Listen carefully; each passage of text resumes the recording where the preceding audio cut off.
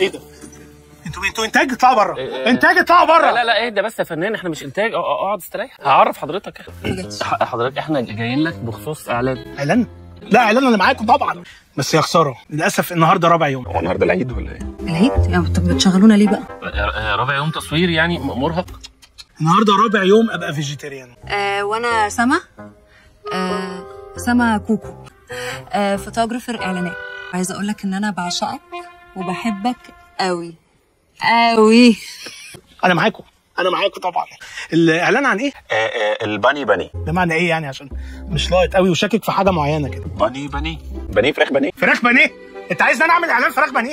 الفراخ البانيه بتاعتنا غير اي بانيه. احنا بنجيب الفراخ نزعق لها جامد جدا، نحطها تحت ضغط وهي ما بتقدرش ترد علينا لانها فرخه، فبتضطر تستحمل، فبيبقى صدرها رحب. بناخد بقى الصدر ده نعمله بانيه بيدوب جدا معانا لانه رحب كريسبي ان شاء الله.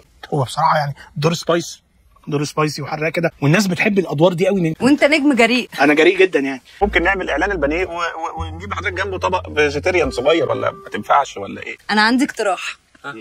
ممكن اعمل لحضرتك اكسبشن. نحط على التتبيله عسل فتبقى فرخه زي العسل، ويبقى اعلان زي العسل علشان خاطر عيونك الحلوه دي. انتوا بتستظرفوا الثلاثه. اطلعوا بره. لا يا فندم اطلعوا بره، بقول لك انا متخانق مع المنتج عشان الفراخ. اطلعوا بره. مش فينا يا ريس، الغدا الحقيقي وصل. اهدى يا استاذ شيكو، في ايه؟ الجرجير ده هداني شويه، كنت كلمت لكم منظمه حقوق الحيوان.